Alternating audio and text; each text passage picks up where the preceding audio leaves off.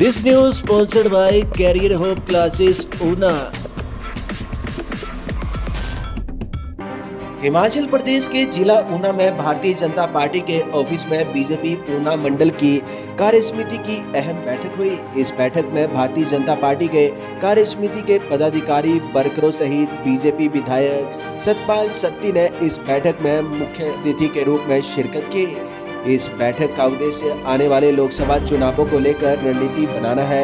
Media से रूबरू होते हुए बीजेपी विधायक सतपाल सत्ती ने बताया कि इस मीटिंग का मुख्य उद्देश्य आने वाले समय में बीजेपी के जो कार्यक्रम होने वाले हैं उनको लेकर रूपरेखा तैयार की गई है और लोकसभा चुनावों को लेकर भी रूपरेखा बनाई गई है। इसके साथ साथ प्रदेश कांग्रेस सरकार द्वारा जो संस्थान बंद किए गए हैं उसके विरोध में भारतीय जनता पार्टी ने हस्ताक्षर अभियान चलाया है। जहां जहां संस्थान बंद किए गए हैं वहां पर बीजेपी हस्ताक्षर अभियान चला रही है। सिग्नेचर को प्रदेश सरकार द्वारा जो राजनीति प्रतिशोध से काम कर रही है और जो जन विरोधी फैसले लिए जा रहे हैं उसके चलते ऊना विधानसभा के पांचों मंडल इकट्ठे होकर आने वाले समय में एक बड़ा प्रदर्शन करने की तैयारी कर रहे हैं। इस प्रदर्शन की रूपरेखा पार्टी हाईकमान की तरफ से तय की जाएगी। उसके बाद इसको अमली जामा पहनाया जाएगा। हिमाचल प्रदेश के लिए ऊना से अंकुश धीमान की रिपोर्ट।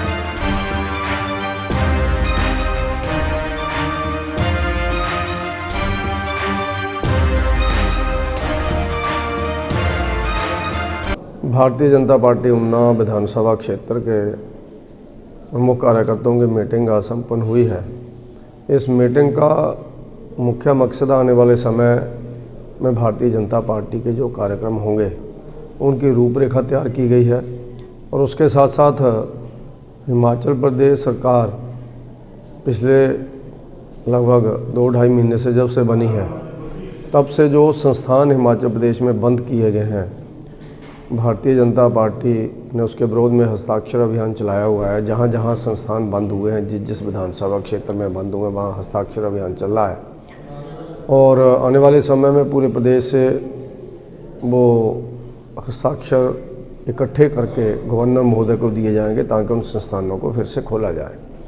और उसके साथ साथ इस विधानसभा क्षेत्र की कार्यकारिणी की मीटिंग में ये निर्णय भी हुआ कि प्रदेश सरकार जो झूठ बोल रही है, झूठ के साथ साथ जिस तरह से राजनीतिक प्रतिशोध से काम कर रही है उसके विरोध में भारतीय जनता पार्टी जिला ऊना आने वाले समय में पांचों मंडल मिलकर के जिला हेडक्वार्टर के ऊपर इन गलत नीतियों के विरोध में जो भी आंदोलन तय प्रदेश करेगा। हिमाचल प्रदेश का ऊना जिला में जो भी काम सौंपा जाएगा उसको हम सब लोग इकट्ठे होकर के करेंगे। तो उसी मुद्दों के ऊपर चर्चा हुई है और सब लोगों ने इसमें सहयोग देने का निर्णय लिया है और इस तरह की बातें इस मीटिंग के अंदर चर्चा में आई है और उनके ऊपर निर्णय हुआ है। सर, जिस तरह से सर कांग्रेस पार्टी ये कह रही है कि पिछले बार सरकार ने काफ़ी वादे किए थे, इस बार हमने भी वादे किए हैं, तो सर आप जो 10 गारंटियाँ सर उसके बारे में आप क्या कहना चाहेंगे? क्योंकि सर वादे कहीं ना कहीं उनका ये आरोप है कि आपके भी पूरे नहीं हुए, अगर हमारे पूरे ना हुए तो क्या वाक़?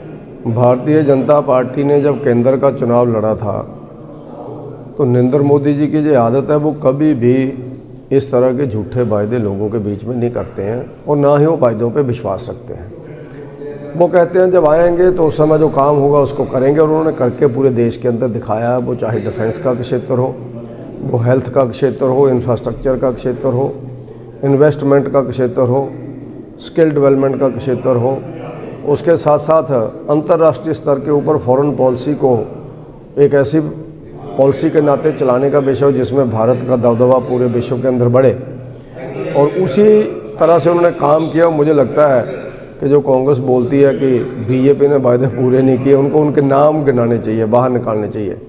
अब कांग्रेस के गले की हड्डी बनी है इनकी गारंटियाँ और लोग मजाक में बोल रहे हैं जो गारंटियाँ नहीं, जो घंटियाँ बज रही हैं अब। और आज देखते हैं 2.5 महीने बीत गए हैं, इस साल के लगभग 9.5 महीने इनके रहे हैं और 1 साल के अंदर उन्होंने 1 लाख लोगों को रोज़गार देने का वायदा किया था। 5 लाख लोगों को 5 साल में देंगे।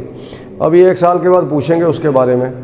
गोबर खरीदने की बात की थी, आज तक गोबर खरीदने के लिए कोई बात नहीं कर रहा है। इसी तरह से इन लोगों ने 1500 रुपया सब महिलाओं को पेंशन देने की बात की थी, आज कह रहे हैं कि उसमें से कुछ महिलाओं को देंगे, एक परिवार में एक महिला को देंगे। ऐसे बहुत से वायदे हैं। अभी देखते हैं, अभी 2.5 महीने हुए, मुझे लगता है कि कम से कम 6 महीने तो गवर्नमेंट को देने चाहिए। और उसके बाद देखेंगे कि जो गवर्नमेंट कहाँ सफल होती है और किस तरह से ऋण लेकर के आनंद लिया जा रहा है, किस तरह से ऋण लेकर के ऐशो आराम के नाते प्रतिदिन कोई ना कोई OSD नियुक्त होता है, प्रतिदिन कोई ना कोई सलाहकार नियुक्त होता है, CPS बनते हैं, अलग अलग पोस्टें क्रिएट करके हिमाचल प्रदेश की जनता के ऊपर बोझ डाला जा रहा। और ऋण का विरोध करने वाली जो कांग्रेस पार्टी आज 2500 करोड़ का ऋण पिछले 2.5 महीने के अंदर ले चुकी है।